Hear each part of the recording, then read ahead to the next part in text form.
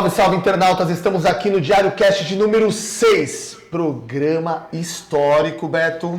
Hoje é para arrebentar. Hoje é para arrebentar. Estamos aqui com nada mais, nada menos do que a candidata a prefeita de Santos, Thelma de Souza.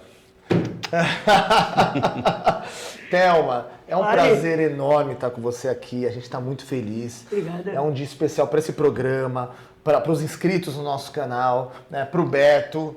Nós estamos muito felizes, muito orgulhosos de ter você aqui com a gente. Afinal, não é todo dia que se tem uma prefeita com maior índice de aceitação pelo público da cidade. Muito obrigado, viu, Thelma? Eu é que tenho que agradecer a vocês e quem está nos acompanhando. Obrigada, viu? Somos santistas e vivemos na era Thelma, né? A gente sabe o que a gente está falando, porque assim, era o momento onde a saúde era amparada, né? Houve um aumento na mobilidade local dos transportes, então a cidade foi outra na sua gestão, né? Hoje a Thelma é a vereadora, para mim, a mais respeitada na Câmara. Isso mais votada na última eleição. E mais votada também. E lembrando que assim, isso não é só nosso, né? Se a gente perguntar a qualquer outro candidato, até mesmo aos concorrentes de Thelma de Souza, todos serão unânimes em dizer sobre a história, a trajetória e os feitos de Thelma de Souza. Então assim, essa é uma apresentação que a gente faz histórica, né? Eu tô me arrepiando, hein? Porque assim, a gente está muito feliz, assim. Eu vou dar um depoimento em particular, antes de você se apresentar e conversar um pouco com os internautas. Eu conversei com você aqui um pouco antes, a minha família é muito grata a você, tudo que você fez na área da saúde. A gente teve um momento muito crítico naqueles tempos, né? Em relação a monetários, né? A gente teve algum problema ali e assim, a gente foi muito amparado, né? Teve meu irmão diabético, e aí as policlínicas, todo aquele trabalho lindo da saúde que foi feito nessa cidade. Não faltava amparo, não faltava médicos, né? Não faltavam remédios, sabe? Então eu digo isso de boca cheia. Meus pais que estão assistindo, olha com quem eu estou aqui hoje. A gente já conversou muito sobre isso, né? Hoje eles não moram mais em Santos, mas na era Thelma eles moravam. Thelma, fala um pouco de você, da sua trajetória, né? A gente está aqui com alguém que fundou o Partido dos Trabalhadores, né? Aqui no Brasil. Então a gente queria saber um pouquinho mais como tudo isso começou lá atrás. Que pergunta interessante, mas antes de falar sobre isso, quero cumprimentar vocês dois, aqueles e aquelas que estão nos acompanhando, e aqui a galera, vocês não estão vendo, mas tá cheio de gente aqui, sim, tem gente até de pé. Brincadeiras à parte, quero agradecer a presença de todos e particularmente a você que está nos acompanhando. Agora vou responder aos meninos. Como é que tudo começou? Foi assim, foi tão interessante. Vamos retornar no tempo, uma maquininha do tempo. Chegamos em 1979. O que aconteceu em 1979? Nós tivemos a anistia. O que quer dizer anistia? Em grego quer dizer perdão. Perdão, eu sempre achava que não tinha nada a perdoar, mas de qualquer maneira o nome passou à história por ser algo que teria que perdoar. Eu entendo, entre aspas, na história. Isso se referia a todo o momento da ditadura militar, certo, que foi muito difícil. Eu, por exemplo, meu pai era vereador em Santos. Ele foi 4 vezes vereador, foi presidente da Câmara, era do PTB. Qual que era o nome do seu pai? João Inácio de Souza. O apelido era Joãozinho do Instituto. Nossa, que sensacional. E lá em casa, eu digo que é monarquia, porque o pai foi, a mãe foi. A mãe também, não foi? E eu fui, a mãe foi também. Porque chegou um momento que meu pai foi caçado e ele falou assim para minha mãe chamava Hilda. Ele, João, ela Hilda. Hilda, a Thelma tem que ir para o meu lugar. Minha mãe falou, você está louco, João? Ela acabou de entrar na faculdade, nós somos de uma família extremamente pobre na sua origem, e a primeira pessoa da família que vai para um curso superior, ela tem que estudar, ela tem talento, ela gosta, papá. Aí meu pai falou para ela, ó, se não é ela, é você. E a minha mãe dizia uma coisa interessante, que ela era vereadora por dever conjugal, por convicção, mas por dever conjugal. Porque o pai falou, ó, Hilda, tem que ser você. Se não fosse ela, teria que ser eu. E aí eu pude estudar. Enquanto minha mãe fazia o seu mandato, meu pai morre. Meu pai morre em 1971, com apenas 50 anos de idade. Que novo. Muito. Nossa, muito novo. Muito. Foi um ataque do coração assim, fulminante. E eu lamento profundamente porque ele era tão bom sujeito, sabe? Ele era daqueles que um sábado, 3 vezes por mês, ele preparava, chamava os amigos para uma feijoada. Tinha lá um bar chamado, era ali na esquina da 28 de setembro com a Luísa Macuco, e vou lembrar já o nome. E aí ele trazia a galera dele, que era estivador, que era... Naquela época tinha outras profissões braçais no cais, né? E tinha principalmente esta visão do mundo operário. Não falo do trabalhador, eu falo do operário. E o pai foi dessa galera, foi dessa turma. Ele virou vereador por 4 vezes, depois em 64, por ele ser do PTB do Jango Goulart, que estava sendo caçado. Toda a galera do PTB foi caçada e meu pai foi nessa leva. E aí ia sobrar para mim, minha mãe. Não, Nanina, não, aqui não, João. E ela foi para o lugar dele, mas ele morre em 1971, aos 50 anos de idade. Thelma de Souza tinha quantos anos nesse momento? Eu sou de 44, 71, me ajude aí. 27, 26 para 27 anos. Nossa, era nova de tudo. Não, eu tinha acabado fazia um ano que eu tinha me casado. E foi doloroso, porque o pai era, assim, um exemplo de família, né? Descendente de espanhol e português. Eu não sou Souza à toa, né? E foi muito doloroso, porque ele era muito jovem, muito vibrante. As feijoadas que ele patrocinava na padaria Lisboa, lembro, lá na esquina da 28 de setembro com a Luísa Macuco. Não, com a João Guerra, desculpem. 28 de setembro com o João Guerra. Eram memoráveis, porque a patota ficava nos domingos, começava cedo, mas aí tinha uma regra. Estivador de origem, mulher dele não ia, muito menos a filha.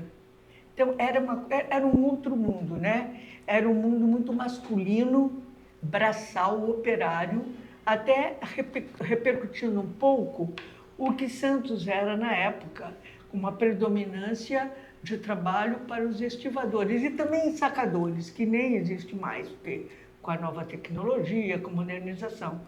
Enfim, e aí o pai morre em 1971, minha mãe acaba seguindo um pouco a trajetória e depois não quis mais. Eu, quietinha no meu canto, nesse momento eu fiz faculdade de pedagogia, fiz faculdade de direito, tenho OAB, fiz tudo direitinho como mando figurino. Casei, tudo como o modelito deixava. E aí, mandava. E aí, quando chegou em 79, as condições, eu estou dando um pulo já, as condições políticas do país mudaram para trazer a anistia. E lógico que com o pai que eu tive, e a mãe também, eu me meti nessa luta.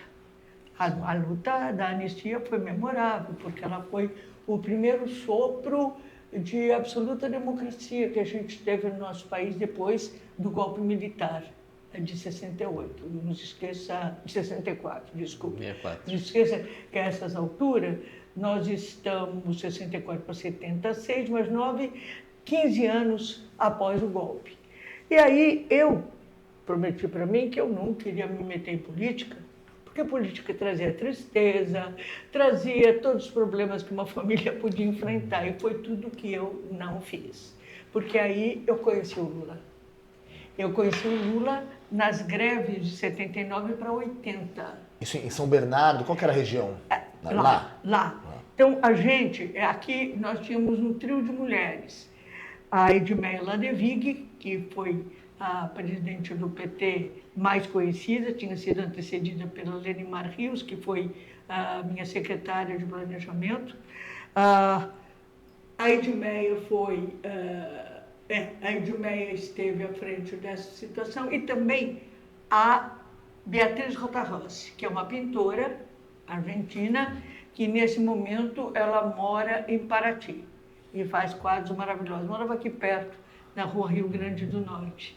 Então, essas mulheres acabaram, você vê, eu venho de uma família política, pai, mãe, mas foi com essas mulheres que faziam uma militância mais aguerrida, mais... Porque elas não tinham um pai, como eu, que de alguma maneira podia me facilitar, mas também podia... E nem uma mãe. E nem uma mãe. Porque o que acontece? O que a mãe fez? Quando o pai falou, coloca a Thelma no meu lugar, a mãe já falou, não, ela vai terminar a faculdade, deixa que isso aí é comigo agora. Exatamente. Não foi assim? Foi assim mesmo. Eu sou filha única, não tinha outra pessoa para passar o bastão. O brilho feminino já começou ali. É isso aí mesmo. É isso aí. Bom, conclusão. Aí em 80, por essa movimentação, a gente acaba formando, vindo de São Bernardo, mas chegando aqui em Santos, um grupo cuja maioria, olha que as mulheres que estão aqui, eram mulheres, hein? Isso é bem raro, para fundar um partido político, que era o PT, estou falando de Santos. Né? E aí, o restante o pessoal já sabe. Em 80 fundou-se o PT, em 82 eu virei vereadora, tive uma votação, os 3 primeiros foram o Edmuro, o Alcindo e eu.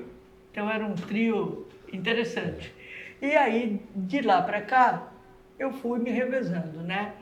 4 vezes vereadora, 3 vezes deputada estadual, 4 vezes deputada federal, 1 vez prefeito, mas como 1 vez é pouco, por isso eu quero ser de novo. Com toda certeza. E temos a certeza disso, né? Estamos, pelo menos, esperançosos, né? Porque, como a gente disse aqui no começo, a cidade era uma cidade bem diferente na sua época. Eu agradeço muito esse reconhecimento, viu? E assim, a gente acabou de ter aqui uma aula né, de política, né, um pouco de história política, de tudo como começou. E se eu não me engano, ela é detentora de um recorde, porque ela teve 20.600 e alguma coisa de votos. 22. Como vereadora, que ainda não alcançaram esse fato. 22. Não é isso? 22 mil. Eu mesma... Que diacho é isso? Eu mesma me espantei. Eu, quando vi esses números, eu ainda falei, é para vereadora ou é para prefeito esses números? Porque para vereadora... Tem muito candidato a prefeito nessa votação. Eu sou muito grata às pessoas e elas são muito eu olhei de novo para ter certeza que era de vereadora. Muito reconhecidas. E eu quero agradecer cada vez mais e quero pedir mais. E assim, acho que a curiosidade das pessoas, a gente até conversou um pouquinho aqui antes, né, do podcast, a gente bateu um papo super legal aqui com a Thelma, essa proximidade, né, a gente vê a figura Lula, né, que, por exemplo, em Santos a gente viu o Charlie Brown acontecer aqui do nosso lado, foi um fenômeno nacional, e a gente fala da política, o Lula que é um fenômeno muito maior do que tudo isso, do que música, virou um fenômeno político, né, você mantém um contato com o Lula, como que é a sua relação de amizade com o Lula, e com os outros membros do partido tão conhecidos também, Mercadante, Zé Dirceu, Suplicy? Então, eu tenho uma proximidade bastante afável e bem atual com o Lula. Há um mês, mais ou menos, eu estive em São Paulo para tirar uma foto com ele, que é uma foto que já está vinculada nas redes sociais. E ele me chama de baixinha, não sei por quê. Eu nem tenho ideia por que ele me chama de baixinha. Que barato. E ele estava bem, ele fotografou, eu acho, que com mais de 100 prefeitos, candidatos a prefeito.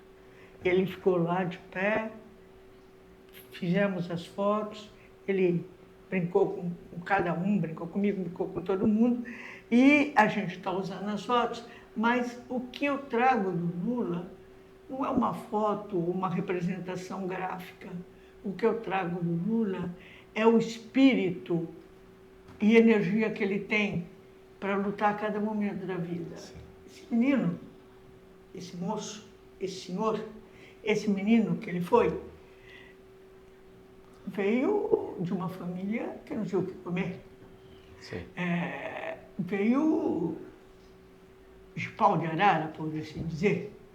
E Dona Lindu, que era a mãe dele, foi uma mulher muito brava, muito guerreira, porque ela segurou a família. O pai não era lá um pai assim digno de elogios, era um pouco mais solto na vida, mas Dona Lindu não, segurou o peão na unha e conseguiu educar a família. E este peão virou essa pessoa fantástica que é o Lula, Porque o que o Lula tem de importante não é o que ele pensa em política, é o caráter e o coração dele. Ele é bom, ele é enérgico, mas ele é uma pessoa de índole boa. Ele quer realmente o bem das pessoas. Eu falo isso porque é uma convivência, veja, de 1980, 44 anos, meio século praticamente, né? Nossa, muito então, tempo. é muito tempo. Então, eu só posso dizer que não é bem orgulho, eu não gosto muito dessa palavra, mas o fato de ter essa proximidade e mais ainda a possibilidade de aprender na fonte, né? Sim. Desde a fundação do PT, porque eu sou fundadora do PT Nacional, né? O PT começou a ser criado e construído em 1980, aí em Santos não foi diferente. Então eu acho que esse aprendizado, veja, não esqueça que meu pai e minha mãe foram vereadores, Sim. mas era um outro tipo de fazer política. Era mais na retaguarda, era diferente dessa que exige movimentação, você ir para a rua, conversar com... Enfim, é esse tipo de política que o PT desenvolve e desenvolve, é bem diferente. É na pele, é mais no mano a mano. Visceral, né? Eu acho que é mais visceral. Mesmo que agora, com tantos anos já de poder constituído, poder formal constituído, eu acho que essa origem, esse caráter do nosso nascimento continua bem firme e as pessoas sabem, reconhecem tanto que outros partidos, indo do centro para a esquerda, não conseguiram se estabelecer, com exceção talvez do PSOL. Com toda certeza. E assim, já que a gente está nesse assunto, né, é um assunto polêmico hoje em dia, né? Se falar de presidência, de falar de PT, né, o mundo ficou bem mais politizado. Acredito que da última eleição para cá, ou das duas últimas eleições para cá, as coisas estão mais politizadas. Qual a opinião da Thelma de Souza sobre a polarização dessas duas últimas eleições? Isso é bom para o Brasil? Isso não é bom para o Brasil? Isso é bom para as eleições? Bolsonaro e Lula, você diz? O direita e esquerda, que tá esse extremo agora, né? Ou eu sou direita, ou eu sou esquerda. Tá aí quem tá estranho, tá. entendeu? Tá um ambiente estranho, hostil, tá uma coisa assim que às vezes a gente tem medo até de colocar uma opinião, a gente não sabe como as pessoas vão reagir. Isso é bom para a política, talvez... Não, isso não é bom. Qual que é a opinião de Thelma de Souza? Na verdade, não na política, em qualquer situação da vida em que você não pode discutir, é ruim, é desagradável, é mal, porque você não chega aos finalmente, nem passa dos entretantos. Sim. E eu acho que a gente precisa prestar atenção, porque em cada eleição a gente joga para a decisão 4 anos da nossa vida. Sim. Você só vai ter essa oportunidade dali a 4 anos. E você não pode ir atrás apenas de palavras bem formadas ou discursos, entre aspas, bonitos. Você tem que ver a sinceridade e a verdade das pessoas.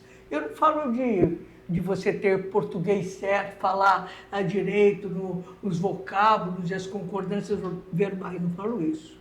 Eu falo da sinceridade daquela proposta que a pessoa está levando, que tem a ver com muitos outros discursos, como ela se veste, como ela trata os outros, como ela trata os filhos, como ela trata a família, como ela trata funcionários ou subalternos, caso os tenha. Então, existem muitos tipos de discurso que você tem que prestar atenção para você fazer uma amálgama, para você fazer um bolo só e tirar uma conclusão. E eu acho que isso é possível. E com o avançar da idade de cada um de nós, eu acho que a gente percebe cada vez mais quem está sendo sincero e quem não está. Porque o tom de voz diz. O tom de voz é impressionante.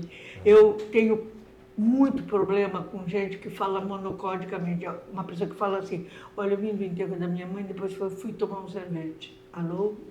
Você fala coisas díspares, diferenciadas, com o mesmo tom de voz, com a mesma maneira. Tem algo errado, porque você não está pondo o seu ego, o seu eu, o seu interior para aquilo. Então, eu acho que as pessoas têm que prestar atenção, não é porque alguém é amigo que merecem necessariamente o voto. Às vezes a gente tem amigos que são amigos e tem que ter essa função. É por isso que eu chamo a atenção às vésperas de uma eleição para a gente pensar no todo dessa pessoa. Sim. Os discursos que vão desde o tipo de roupa até o discurso verbal, porque tudo isso traduz o que a pessoa é. Com toda certeza, né? E o que ela é o que ela vai levar para a política, né? É o que ela vai acabar levar para a governança dela, né? Pouco antes de começar aqui a nossa conversa, a gente estava conversando sobre a Thelma de Souza. Aí a gente chegou à conclusão: Thelma de Souza é a partidária. Por quê? Porque, como o Leandro falou, essa coisa de polarização direita-esquerda, a Thelma de Souza, para todos que a gente conhece, que a gente conversa, são só boas referências. Falam bem, não importa, elas não dividem esse negócio de direita e esquerda, elas falam bem. Então, mulheres, na maioria, como eu te falei, que não sei se tu sabia ou não, mas é uma referência para as mulheres, para o lado feminino, está acima disso, de direita e esquerda. A justiça, a política bem feita, o olho no olho, falar enérgico, como a gente falou aquela hora, não falar com austeridade, não falar com autoridade, não falar com severidade, falar enérgico, a pessoa tem que ser enérgica para falar. E isso tudo está acima, como eu disse, né? Está acima de qualquer coisa. Então, por isso que a gente te dá o parabéns por você estar acima de qualquer coisa na parte política e ser a partidária, apesar de ter um partido, a partidária no que eu falo, porque puxa admirações de todos os lados. Mesmo num momento polarizado, né? Assim, Mas é interessante vocês falarem isso, porque eu tenho posições muito claras. São posições, vamos usar uma palavra que talvez seja mais coringa, progressista. Progressista. Sabe, não dá para você ficar com posições de outrora. Saudosistas. Você tem que ir adiante, sempre pensando na justiça social. Então você tem que pensar no desenvolvimento econômico sem que haja nenhum tipo de... Você não pode onerar com as posições, nenhum tipo de situação aqui um município viva, nenhuma. E aí, quando você procura a justiça dessas posições, eu penso que você transcende uma posição mais aparente de direita ou esquerda, porque você vai direto naquilo que a pessoa precisa e quer ouvir. É difícil, mesmo uma pessoa que seja conservadora, não querer justiça social. Sim, com toda certeza. Então, eu acho que há algumas posições que são acima, digamos, do bem e do mal, porque elas são necessárias para o conjunto das pessoas e da população que moram na cidade, como é o caso de Santos, das cidades aqui da Baixada. Com toda certeza. Conversamos um pouco sobre história, política. Seu João, Dona Hilda.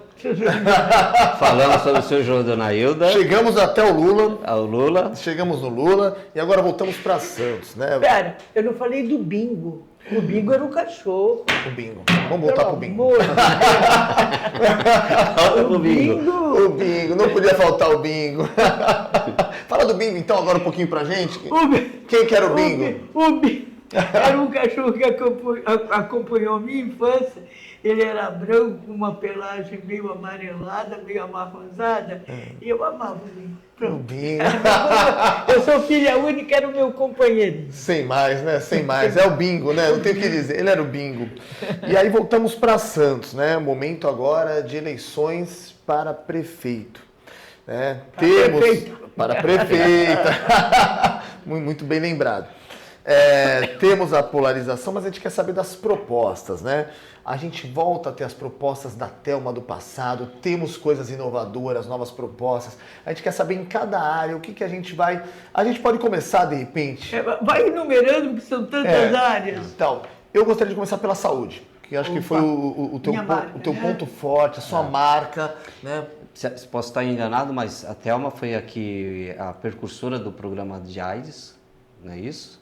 No Brasil e talvez em algumas regiões do mundo. Você sabe que nessa época eu morava numa cidade chamada Morro da Fumaça, em Santa Catarina, e lá o pessoal já comentava sobre os programas que tinha sobre AIDS.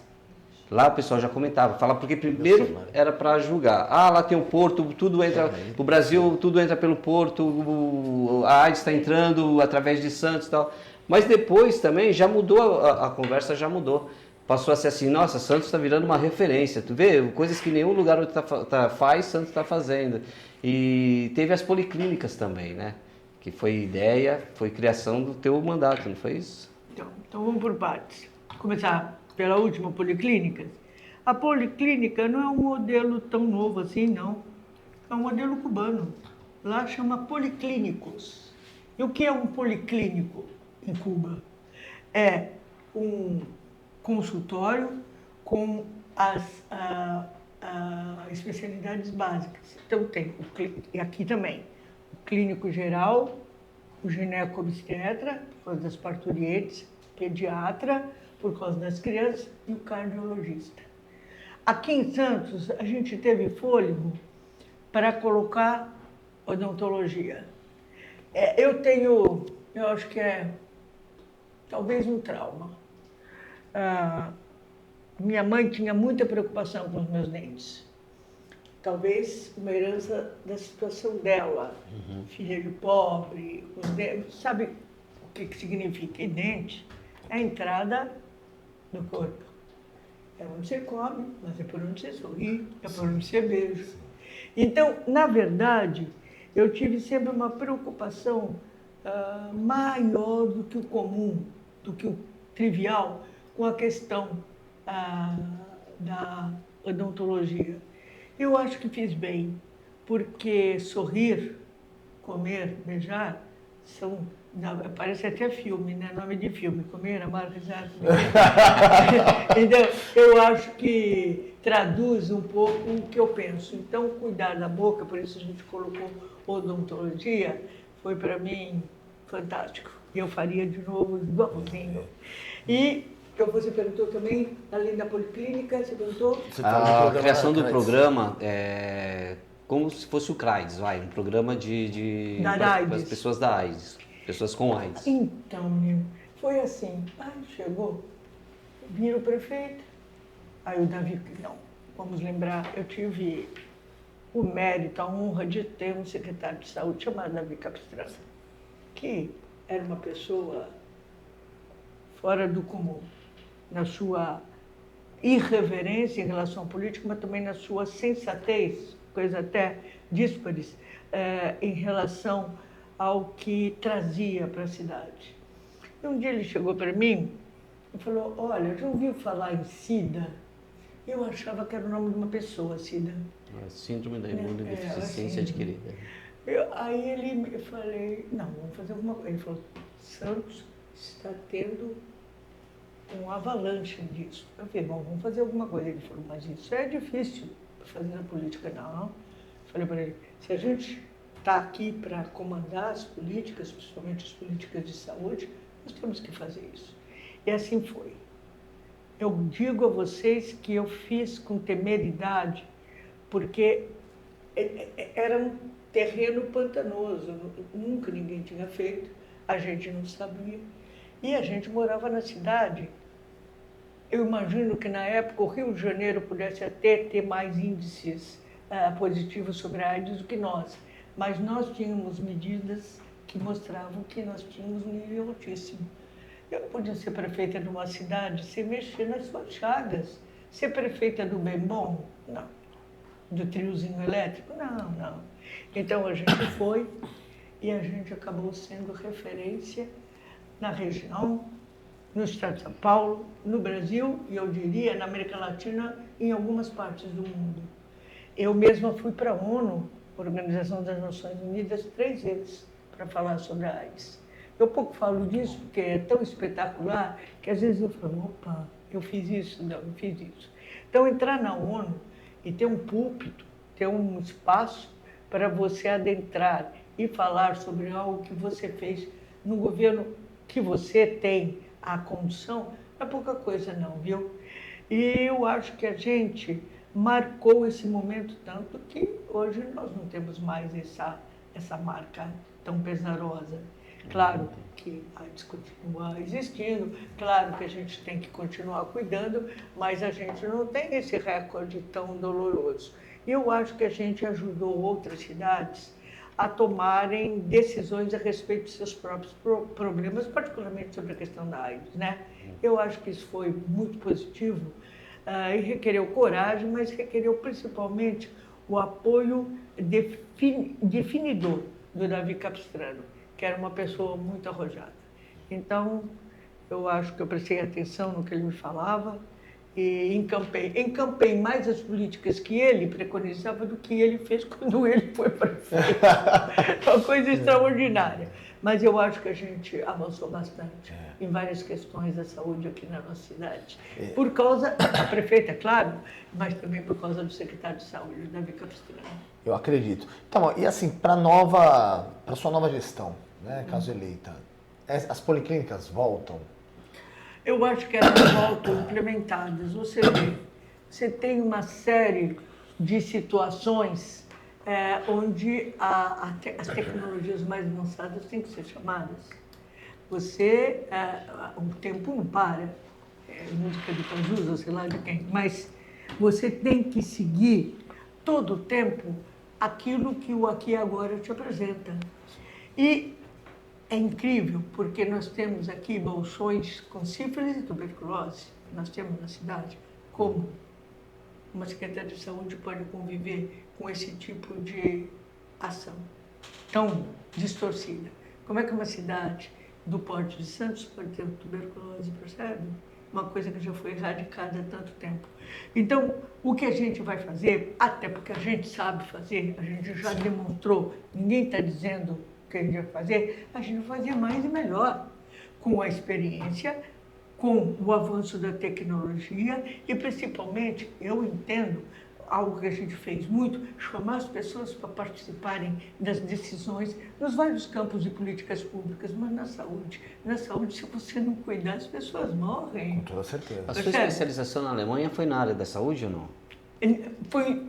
Não, foi um pouco de tudo. Eu fui em Munique, eu fui para a universidade, passei primeiro por Londres, né? E tive uma felicidade de poder estudar no College of London, no London Institute, e eu acho que, enfim, isso dá a gente um outro gabarito, né? É claro que precisa dominar razoavelmente o inglês para poder fazer um curso desse, mas eu penso que foi muito satisfatório que eu vivi no London Institute e também no München Institute, que é o Instituto de Munique. São países que estão muito mais avançados. E sem esquecer que a Inglaterra, naquela época, já tinha uma medicina bastante socializada. Naquela época, o que é aquela época? 71, 72, você chegava lá, você já ia para uma vistoria geral. Você já passava, se você é mulher, por um gineco-obstetra, já passava uma vistoria geral. Você não entrava como turista na cadeia de morador sem ser avaliado. Então, a Inglaterra sempre... Hoje eu desconheço exatamente como a Inglaterra está, faz tempo que eu não vou para a Europa, mas eu acho que eu tive pessoalmente uma experiência extraordinária que me mudou para o resto da vida, né? Ter feito essa experiência na Inglaterra, depois na Alemanha, não é pouca coisa. Né? Não, com toda certeza. A gente trouxe toda a bagagem para o que viria posteriormente a isso, né? O que eles eram, né? Juntando com a nossa realidade brasileira de terceiro mundo, foi muito interessante essa função. Não, com certeza. A gente falou um pouco de saúde, né? E eu lembro na sua época, talvez seja na sua época, né? Na Era Thelma, a gente tinha ali um dia do ônibus gratuito. E é uma coisa que você está querendo trazer novamente, que é a taxa zero. A gente queria saber um pouco mais sobre esse projeto e de outros também em relação ao transporte urbano. Olha, na verdade, a minha experiência com o transporte gratuito era o último domingo do mês.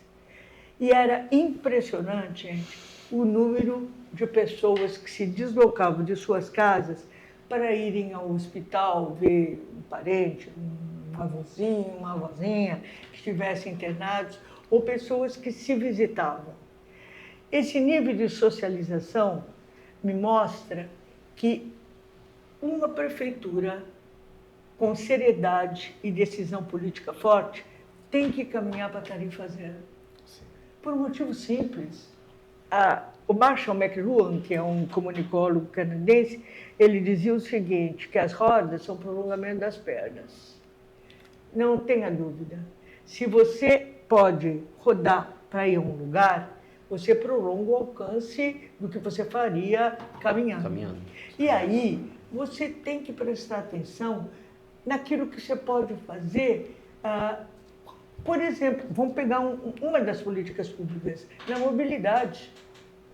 Você não pode ficar restrito a uma ação só no seu bairro. Não, as pessoas têm que alargar seus horizontes e elas precisam dos mecanismos de transporte público para isso. O acesso à mobilidade. Né? Pois é, e aí quando eu fui prefeita, às vezes no domingo que tinha tarifa zero, eu pensava, hoje tem uma vozinha que está recebendo a visita do neto. Isso mesmo. Ou então, acho que eu ficava mais feliz do que o neto, porque de poder proporcionar. Eu acho que há maneiras, mas a minha ideia realmente é caminhar para a tarifa zero. Nós temos algumas cidades no Brasil que já têm. Eu posso estar errada, mas Macaé, no Rio de Janeiro, me parece que tem a tarifa zero. E por que a tarifa zero? Claro que ela não é tarifa zero para o empresário, ela tem que ser subsidiada pela prefeitura. É isso que eu ia citar. Como que é feito o meio disso acontecer? Porque as pessoas, às vezes, elas querem as coisas, né? Elas querem os direitos, mas elas não entendem os meios que as coisas acontecem. Hoje a prefeitura ela dá um subsídio à empresa de transporte, esse subsídio é usado com uma taxa zero, seria isso, basicamente isso? Não, hoje não é assim, né? Hoje é um subsídio para passagem, que faz, entre aspas, que ela fique mais barata. E vamos combinar, a nossa passagem é 5,25.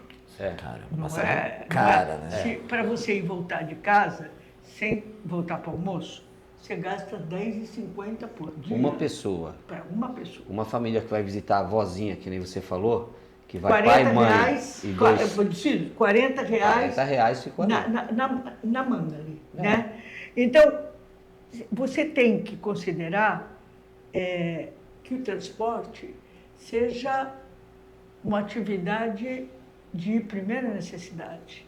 Porque ao deslocar as pessoas do seu habitat natural, e se você fizer com que elas alcancem outros espaços, você não só produz sociabilidade, como você produz uma interação, e vamos dizer, você faz uma sociedade muito mais avançada, no sentido de poder oferecer afetividade.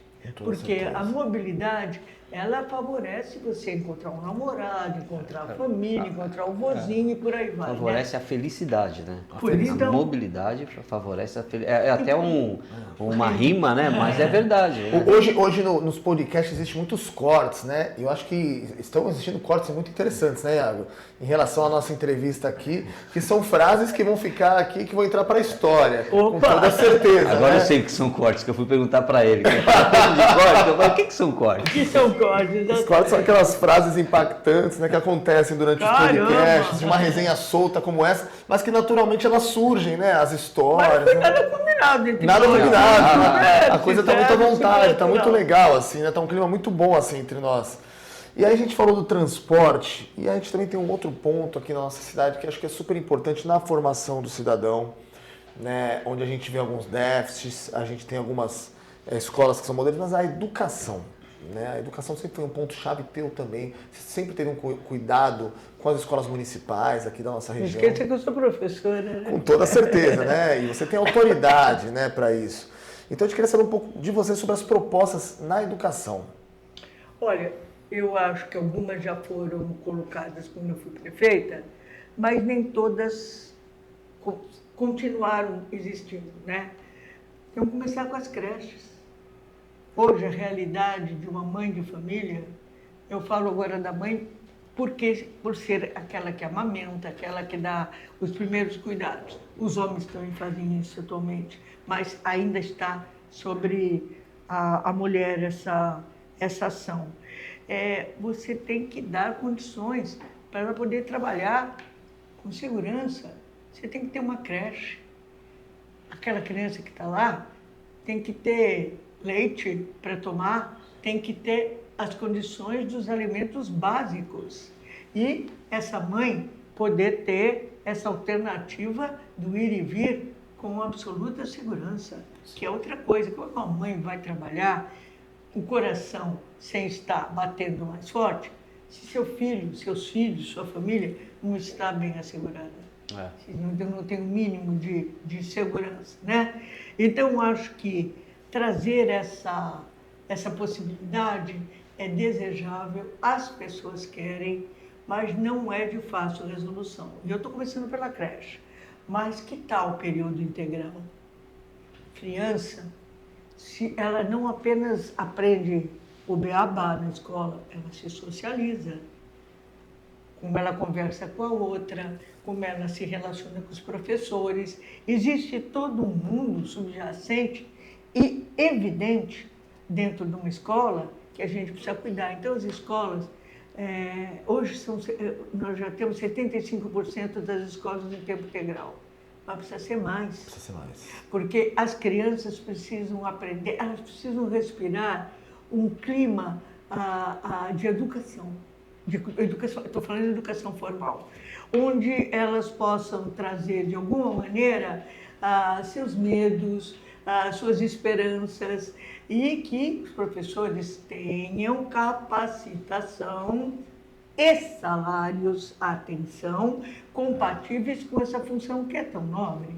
Eu sou professora, mas eu confesso a vocês, meu salário, nem sempre, eu diria que quase nunca, foi compatível com aquela atividade que eu exercia e que ainda exerço.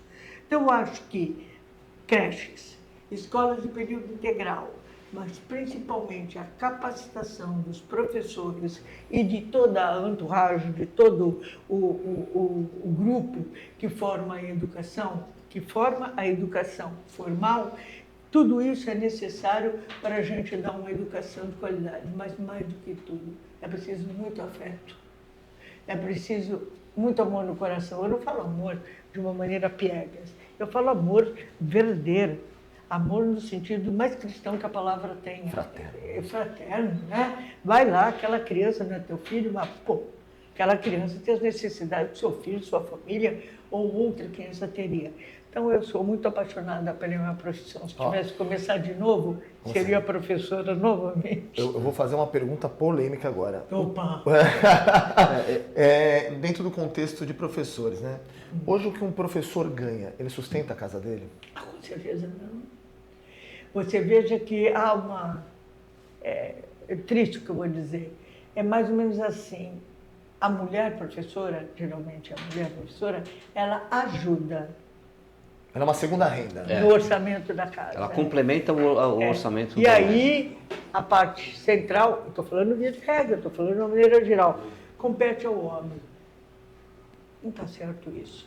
Porque é uma profissão que tem que ser regiamente remunerada pela importância que ela tem. Com toda certeza. E pela ação social que ela Todas as exerce. outras profissões passam pela profissão de professora. Sem dúvida. Ninguém chega a presidente Nós da aqui- República se não passou pelo professor. Você Não pode tem passar dúvida. por qualquer outra, mas pela professora você passa. E é pela parte afetiva, as relações amorosas, no sentido mais amplo que a palavra tem, que se estabelece na sala de aula, entre os alunos, em relação ao professor, fora da educação formal, o ensinamento daqueles dados, daquela disciplina específica. Então, eu acho que ser professor é fantástico. Eu acho que esse reconhecimento tem que ser mais e melhor. E eu vou fazer. Bom. Assim a gente espera. Lembrando que a gente não tem um script, tá, gente? Então as coisas vão acontecendo, a resenha, né? Ela vai tomando forma. Mas assim, a gente falou de creche e agora eu quero voltar, né? Não quero ser redundante dentro do assunto. Mas, por exemplo, Thelma, a gente tem visto um aumento de moradores de rua em Santos.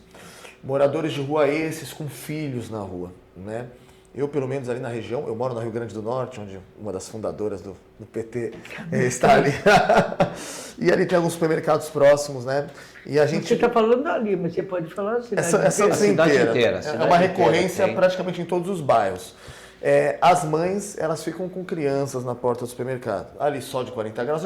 Até tem outros podcasts, porque já veio assistente social aqui, a gente debateu esse assunto. E eu conversei com uma das mães um dia, eu parei, né? A gente para, eu tenho um filho pequeno, eu tenho um filho de 1 ano, e aquilo me comove. Às vezes você quer passar reto, fingir que você não vê, mas aquilo te toca. Aí você vai ali, compra uma bolachinha, vê o que a criança está precisando. A gente é ser humano, como você disse, é o amor fraterno, né? A gente se revolta com a situação, porque assim, eu coloco assim, eu falo, poxa, ela teria que colocar numa creche e trabalhar e... Aí eu fui perguntar para uma dessas mães, ela falou, eu não consegui vaga na creche, né? Eu não tenho vaga nas creches, eu tenho 2 filhas, né? Uma delas está na creche e ela tem que ficar comigo na rua e eu não consigo emprego com um bebê pequeno, né? Eu não consigo levar, né? Então assim, se ele quer uma problemática realmente, talvez aqui até em outras cidades, mas eu acho que deveria ter um olhar realmente como você está colocando, a gente iniciar ali da creche, né, fazer ali a primeira estrutura da educação, né, para o quê? Para que esses pais, de alguma maneira, né, dentro de um programa social, posteriormente, logicamente, poderem seguir também para os seus empregos, batalharem sua vida, darem bons exemplos para as crianças também, né, não fazer às vezes a criança passar o que ela passa hoje, né, a gente vê isso aqui em Santos por todos os lados, né, se você é santista, você sabe, então. Até porque tu dá ali a bolacha, o mantimento ali, não está resolvendo o problema da vai resolver aquela hora só. Só que, voltando naquele assunto da creche, a mãe precisa ter uma creche, deixar as crianças com segurança para que ela consiga trabalhar, para que ela também complemente a renda da família dela, ou complemente, ou que ela sustente sozinha, porque tem muita mãe que sustenta a família sozinha. Não é verdade? Então, muitas mães. Cada vez mais. Cada vez mais. Mas a mulher é guerreira, a mulher é... Não, né? Aí a gente fala de empregos, né? Que a gente fala que essas pessoas precisam de empregos. Dentro das suas propostas, né? Visando que hoje a gente tem um dos maiores portos da América Latina, qual que seria a melhor maneira da gente usar o porto para conduzir emprego? Ou se você tem algum programa em relação a empregos, em relação ao porto, o que a gente pode estar falando sobre isso? Olha, eu acho que o porto, ele é de longe um grande empregador, mas com o avanço dos serviços, e nós somos uma cidade de serviços, antes de mais nada, ou prioritariamente, a gente precisa mesclar essas situações. Então vamos lá, o porto. Com o avanço das novas tecnologias, você tem uma situação inusitada, que é o oferecimento de novos tipos de geração de empregos, que não existiam antes do desenvolvimento de tecnologias mais avançadas. Não tenha dúvida. Você hoje tem, eu vou falar algo que já é antigo, o roll-on, que você tem guindastes mais modernos, mas você tem uma estrutura que é compatível com essa evolução, que precisa acompanhar e precisa de empregos compatíveis com essa situação. Mas a cidade não é só um porto. O porto é gerador de serviços que têm a ver diretamente com a ação do navio na água, mas para além disso, tem toda uma parte burocrática, chamemos assim, de serviços, que precisa ter atendimento. Quem vai trabalhar nesses escritórios para fazer, por exemplo, a movimentação da aduana? Quem vai trabalhar nessa retaguarda para fazer com que as questões não fiquem paradas em uma ação do porto, né? E, lógico, tudo aquilo que vem das novas tecnologias e de uma sociedade moderna. Por exemplo, me ocorre 3 economias. Você tem que ter economia solidária, você tem que fazer cooperativas. É uma maneira moderna de você tratar a questão de oferecimento de empregos e também de geração de renda. Você tem que ter a economia tecnológica, games, tudo aquilo que vem dessa parte mais avançada que a tecnologia já está nos trazendo. E além disso tudo, a tecnológica, a midiática, você também tem que trazer um olhar para essas questões. Então, eu acho que me ocorre aqui um termo, as incubadoras. As incubadoras são projetos que podem gerar outros projetos. Nós temos que ter incubadoras, lugares onde se projetem várias possibilidades para a cidade como um todo. Eu citei a tecnologia, eu citei a parte midiática, mas a gente pode fazer isso também com quem faz um bolo caseiro e vende. Tem de tudo um pouco.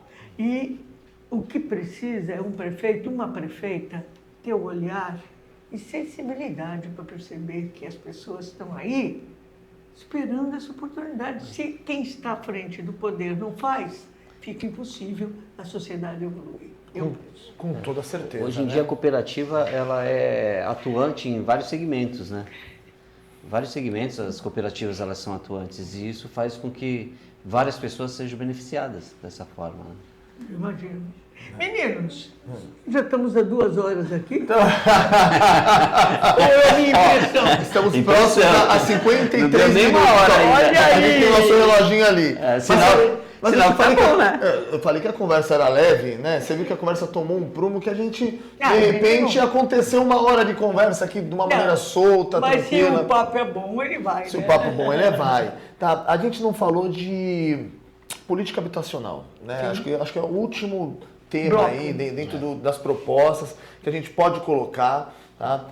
E as pessoas querem saber, porque justamente, né, existe ainda pessoas em situação de rua, pessoas em situações... Ainda existe, como existe. E como existe, né? E tem aumentado, né? E tem aumentado muito. Então, fala um pouquinho sobre isso, né? Qual que é a sua proposta em relação a isso, tá? Para a gente entender. Olha, antes de mais nada, você tem que admitir que isso existe. Porque se você está à frente de um poder e você nega essa necessidade e essa existência, você já fica paralisado a partir daí. Então, é difícil? É dificílimo. Porque na situação de rua você vai encontrar, desde eu chamo de um mendigo de roupa limpa. Ele está com a roupa na sacolinha, ela ainda está clarinha, ainda não deu tempo de sujar. É muito triste. E você tem que acudir essas pessoas antes que elas desabem. Com toda certeza.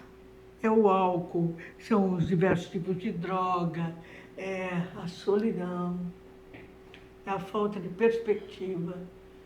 Você não pode ter uma cidade assim. Você tem que acudir as pessoas antes que elas desmoronem. É fácil? Com certeza não. Eu tenho uma experiência. É possivelmente o setor mais difícil de você trabalhar, porque você lida com a miséria humana, você lida com a fragilidade humana, você lida com a falta de perspectiva, com a falta de esperança. Você, de alguma maneira, tem que provocar, para além da sua própria pessoa, você pode até ser uma pessoa amorosa, mas você tem que ter um conjunto de pessoas que tenham esse pensamento, chamemos amoroso, para cuidar daquele mais desvalido. Essas pessoas não tomam banho, essas pessoas cheiram mal, essas pessoas cheiram a álcool. Não é o melhor dos mundos, mas é o que tem que ser feito. Sim. Porque é essa que precisa de nós. E são pessoas, né? São pessoas. Antes de mais nada. São seres humanos. E quem te diz que alguém próximo a você não pode estar numa situação assim? E nem precisa ser alguém próximo a você, que seja um ser humano. Então, essa questão de você estar aberto a essa possibilidade, ela tem que estar evidentemente no cotidiano de uma prefeitura que se diga moderna. Sim. Porque não há nada mais moderno do que o amor. Nada mais moderno. Então, se você vai para cuidar das pessoas, você já tem meio caminho andado. Porque a outra pessoa sabe que você tem essa intenção. Que isso não é oral. Isso, a intenção mostra isso. Eu penso que eu sou uma pessoa assim, eu me preocupo realmente com as pessoas. E já fiz isso uma vez, né? E como eu disse em outras horas aqui, no nosso bate-papo, Agora eu vou fazer mais e melhor, porque essa lição eu já aprendi. Com toda certeza. Já foi feito, né? Não são promessas, né? É uma pessoa que tem experiência no que ela diz. Existe toda uma gestão de sucesso em relação a tudo que ela colocou aqui pra gente.